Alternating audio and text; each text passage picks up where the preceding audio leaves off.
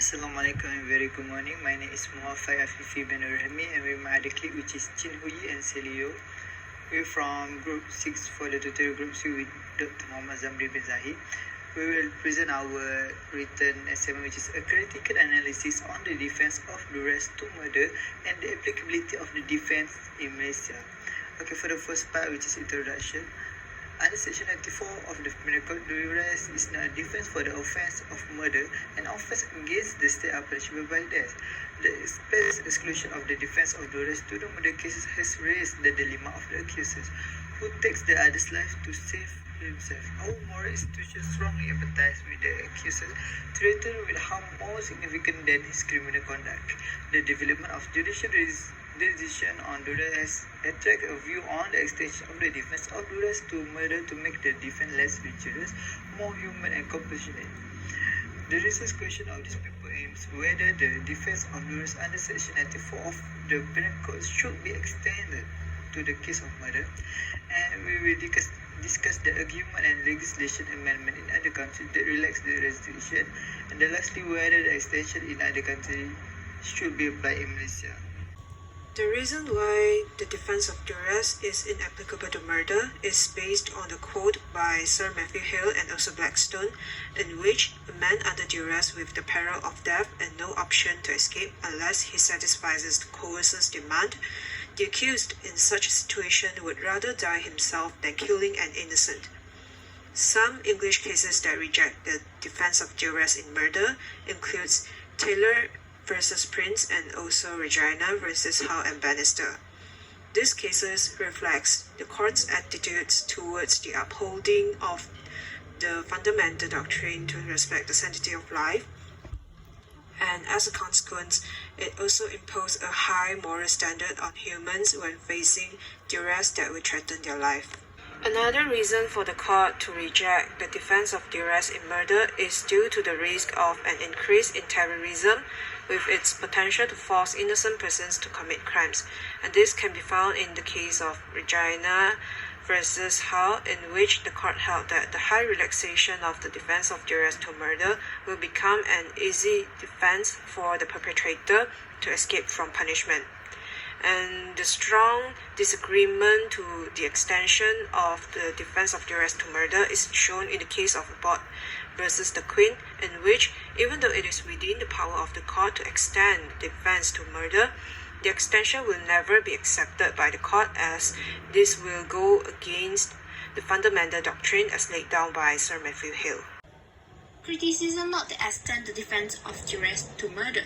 Lord Lowry specified in Art and Gods, whereby both courts and text writers have noted that the law on the matter is nebulous and ambiguous. Smith and Hagen further indicated that duress is a general defense, but it does not apply to some form of treason, murder, and possibly not to attempted murder. This exception rule to the defense of duress to murder has drawn criticism from many well-known writers on both pragmatic and philosophical grounds. On a pragmatic consideration, it is unrealistic to require a certain degree of heroism in murder cases under duress, while on the philosophical argument, the defense of duress will not deter people from killing in the circumstances with no realistic options. Degree of heroism. An ordinary individual should not be expected to have the degree of heroism to save another person's life when given a choice. According to Murrow, the court should not have the power to hold them to harsh moral standards for the person under murder offence. As opined by Lord Reed, it is inappropriate to require heroism as a condition of exculpation. In certain circumstances, a person of decent fortune will not only submit to the trick but will commit the offence. According to Lord Morris, it is unquestionably inappropriate to demand the acts of bravery or heroism in the serenity of a courtroom when such actions couldn't be reasonably have been expected of even the most steadfast and well-disposed individuals at the time of the decision. Restless on the same stand stated that the explicit restriction of the duress defense in murder is a strict and unreasonable standard imposed on a human being to act at all times. Clearly, extending the defense of duress to murder solely illustrates the principle that the law should impose upon people only those obligations which they can reasonably be expected to comply with. Restrictions on the defense of duress would not deter people from killing in circumstances with no realistic options.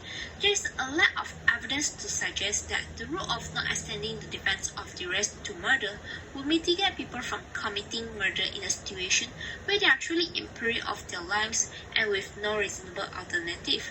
With that being said, doubt on the inconsistency in the application of the defense of duress arises.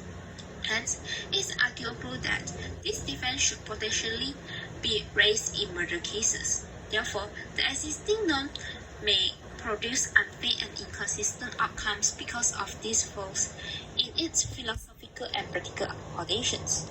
Further extension of the defense of duress to murder. The inapplicability of the defense of duress to murder based on the rationale proposed by Hale has been critiqued for its absurdity that imposes a sanctimonious duty on the accused as against the public policy that emphasizes the reasonable standard. It creates a moral dilemma of whether the law should absolve a person who kills the other to save his own life. Hence, judicial decision and scholar opinion propose some realization that allows the extension of the defense of duress to murder. Commonwealth cases.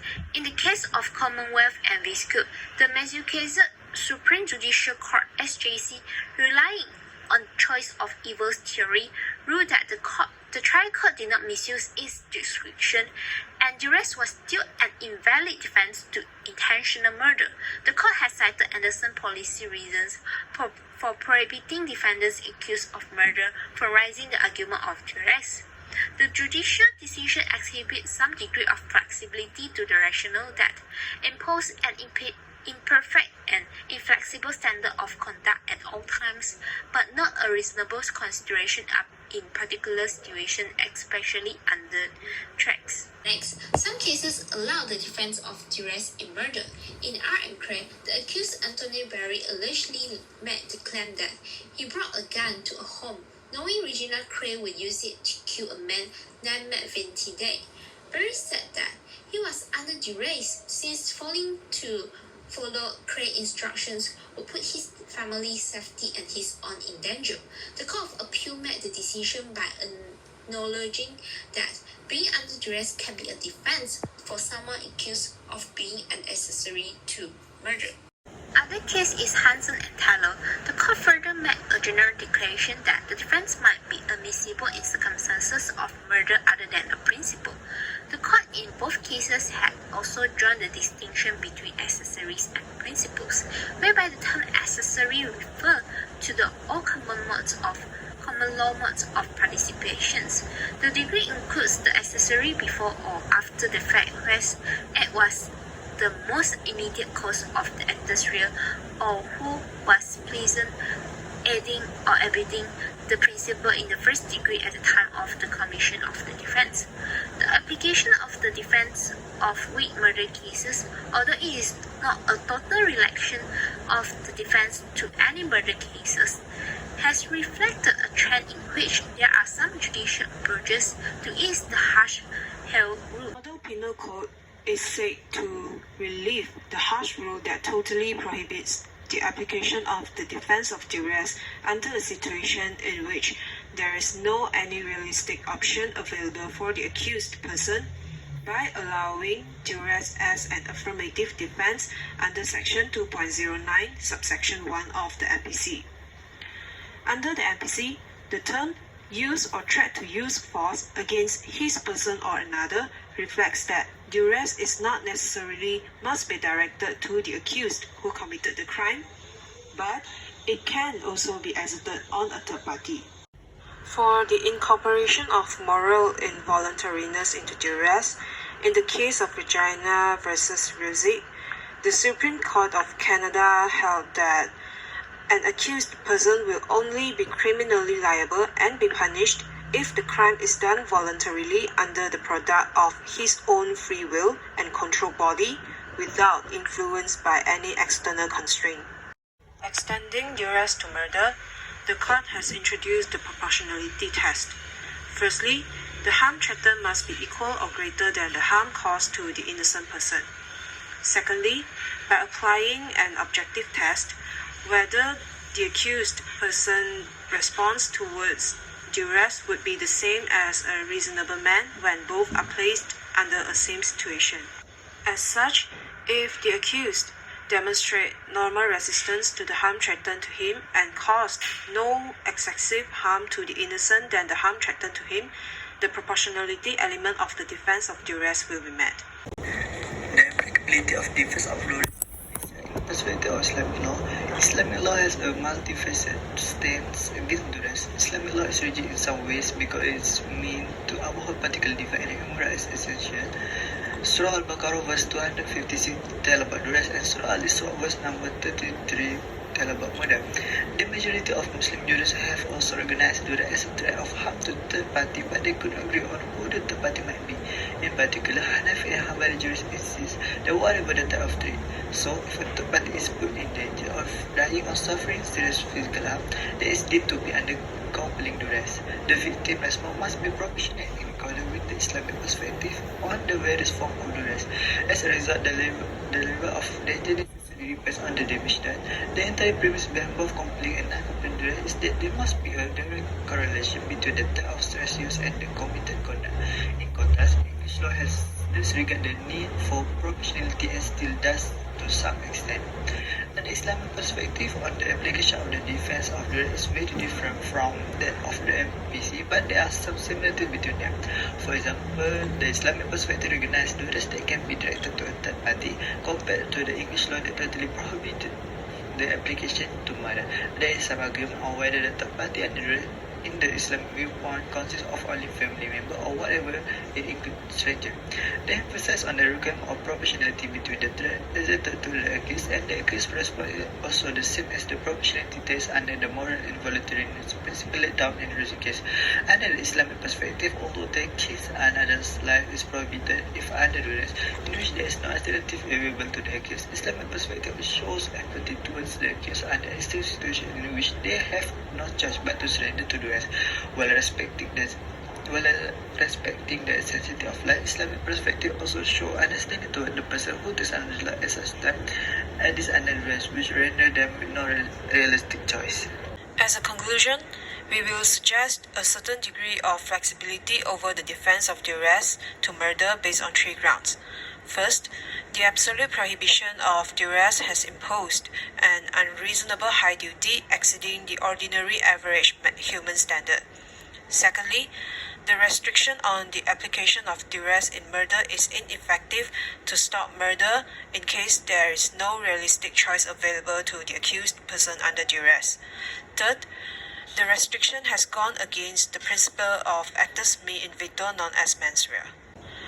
While suggesting duress to be an affirmative defense in murder, we also suggest to apply the traditional and also the modern rules when accessing the facts of the case so that this defense will never become an easy defense for the perpetrator to escape from punishment. The traditional rules includes: first, the threat of death needs to be imminent, persistent, and extreme. Second, there must be reasonable fear of instant death. Third, the defense is inapplicable when the accused voluntarily places himself under the threat of another person. Fourth, the accused need to show a normal resistance to the threat by seeking help to escape from the threat. For the modern rules that includes the proportionality test, the harm caused by the accused person towards the innocent must be equal or lesser than the threat he faced by him.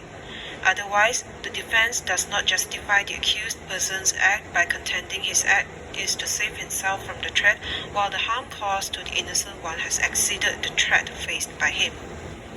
With such, by allowing duress as an affirmative defense to murder and at the same time applying the traditional and modern rule when accessing the facts of the case, it is hoped to relieve the harsh rule of the restriction of the application and also at the same time to make the law more humane and compassionate towards the accused person under duress.